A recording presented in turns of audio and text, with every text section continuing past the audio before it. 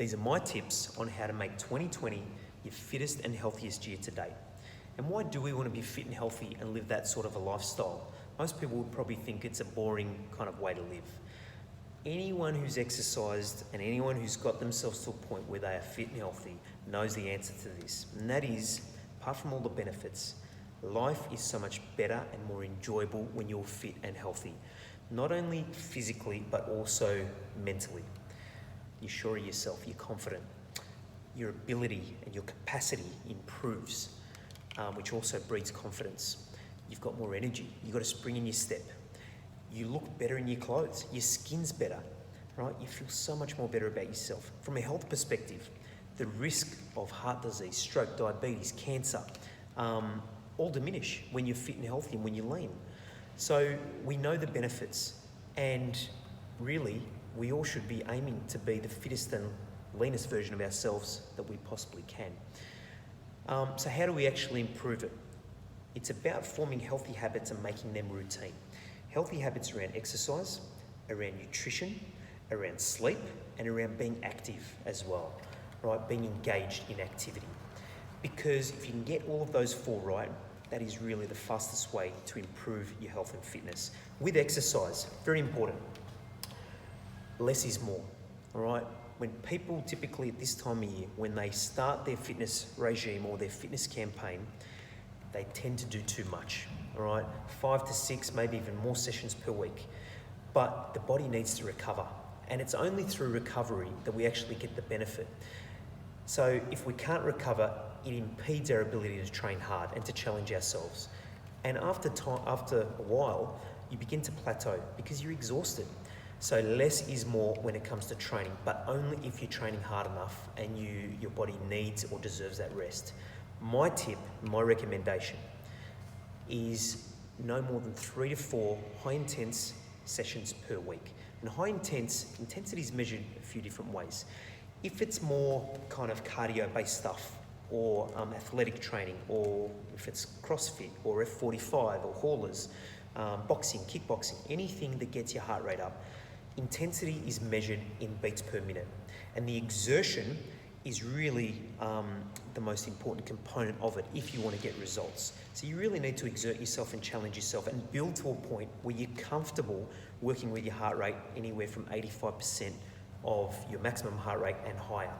If you can get comfortable being uncomfortable for those 3 to 4 sessions per week and have the right amount of rest and the right amount of recovery around sleep and nutrition, then you will definitely get the benefits. Exercise needs to be progressive as well. If you keep doing the same thing, you're not going to keep getting the same results.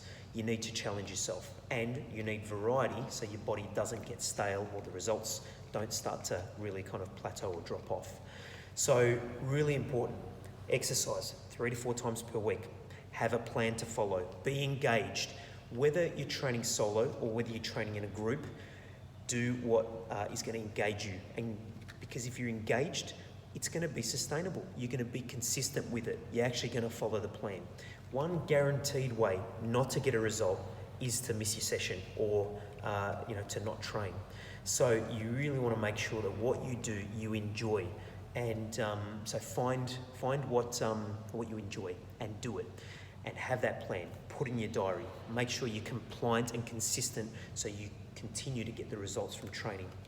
So that's exercise, very important. Food's the next thing. Now with food, it's very, very easy. You got to clean up your food. First of all, you got to make sure that you reduce or eliminate the rubbish, sugar, fried foods, junk food, eating out, too much fruit, too much of white-based carbohydrates. Let's try and reduce them. There is a place for all of that, but it's not. It doesn't form part of our everyday kind of eating, our everyday nutrition. When it comes to food, we've got to get 3 things right, and that is the quality of food's got to be right, the quantity's got to be right, and the timing of the food. Quality comes down to the types of foods you choose. If you have plenty of green leafy vegetables, quality serves of whole grain carbs, whether it be a whole grain English muffin, brown rice, quinoa, grains, whatever it is, have a small serve per day, no worries at all. 1 or 2 small serves per day is fine. We want to make sure we have heaps of green leafy vegetables, in the form of whether it's cauliflower, broccoli, any of your leaves, make sure you have plenty of them, and there's far more to mention as well. You want to make sure that you have good quality cuts of protein. Always choose the fillet portion. Try and avoid as much of the thick animal fat that's coating it, and have the fillet portion. Or if you do have a bit of meat, chop off the visible fat. Whether it's fish, poultry, so chicken or turkey, whether it's red meat, whether it be game meat, try not to have any more than 100 to 120 grams per serving. Right? Get the good quality food in. Have good quality fats. Nuts, avocado, absolutely go for it. And not only with quality, we also want to get the quantity right. So if you get the quantity right, making sure that what's on your plate is not too much, it's not too much and not too little as well. You make sure you get the right amount of food in, then you're going to have enough energy to sustain not only all of your activity and your exercise, but also for recovery. So get the quantity right and get the timing right as well. It's better to get your quantity or get your intake over 5 meals rather than just 1 or 2 meals. So have a nice big breakfast, start the day right, okay? Exercise first thing in the morning. Work for that breakfast. Have a big breakfast. You will feel those nutrients get sucked straight in, you'll feel fantastic. Then have a mid-morning snack, then have lunch. Make sure you have a medium-sized lunch, then have a small afternoon snack, and then a light dinner, right? If you can do that, you'll feel that you're actually using all of your fuel right, and you're getting more than enough food in for energy and also for recovery. Get the food right, get the timing right. Stay ahead of your hunger. We often make poor decisions of what to eat when we're hungry, and we often go to the thing that's going to fill us up, a thing that's going to make us feel full, and that is whether it be carbs, whether it be a big bowl of pasta, whether it be junk food. Right? We're going to go to something that makes us feel satiated. Whether it's getting a souvlaki, something big, it's going to be too much food. We really don't want that. So stay ahead of your hunger to avoid making those bad decisions. With your sleep, make sure you get good quality sleep. Sleep is where we regenerate, repair, recover. So if we get good quality sleep, we're going to wake up feeling alert, we're going to wake up feeling energetic, and we're not going to take ages to get into the day. We're not lethargic. We'll have a spring in our step. So anywhere from 6 to 8 hours sleep. Everyone needs different amounts of sleep. Whatever works for you and makes you feel rested and recovered, then that's the amount of sleep you should have. Some people are less, some people are more, but make sure you're consistent with it. And to get good sleep, try and go to bed a little bit earlier. Try and get off the phone and stop watching TV maybe 30 to 60 minutes before going to bed. That will make a big difference in the quality of sleep you have. Also, if you're exercising regularly and you're exercising hard, that physical exhaustion will put you to bed, you'll be sleeping like a baby.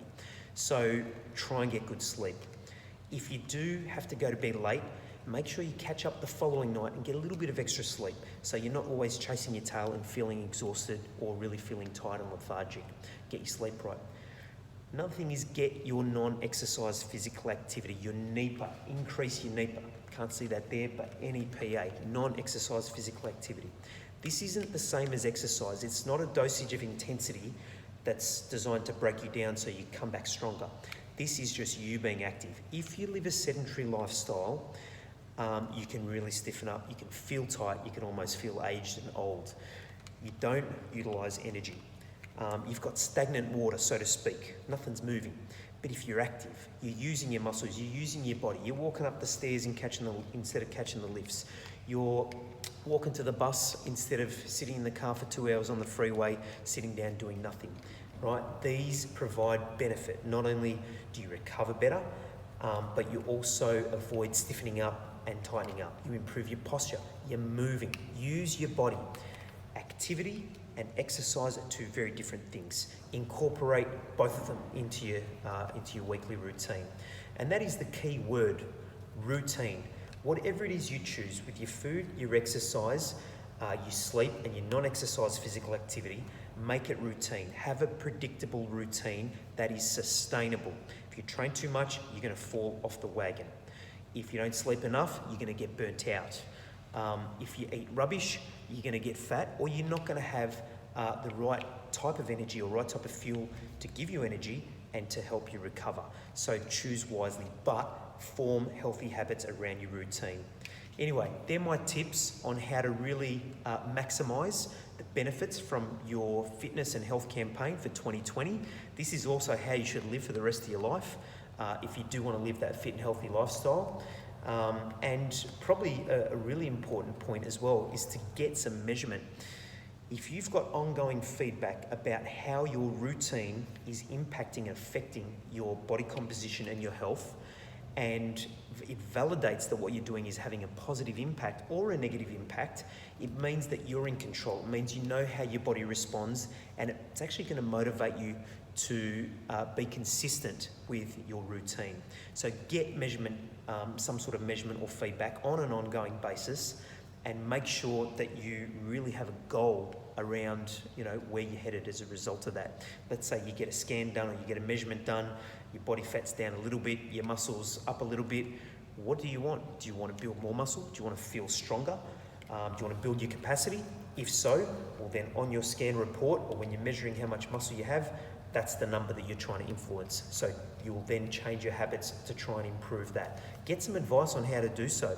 We offer advice here at Fit Studio. This is what we do for a living, but it doesn't matter whether you come to us or go to your trainer, whether you're training in a group environment, one-on-one, or even in the gym. Get some advice and get some guidance so you can go off in the right direction with confidence, and then get measurement regularly so you can get validation that what you're doing is not wasting your time. They're my tips. All the best. Feel free to make contact at any time if you have any questions, and all the best with your campaign in 2020 and far beyond. Thank you.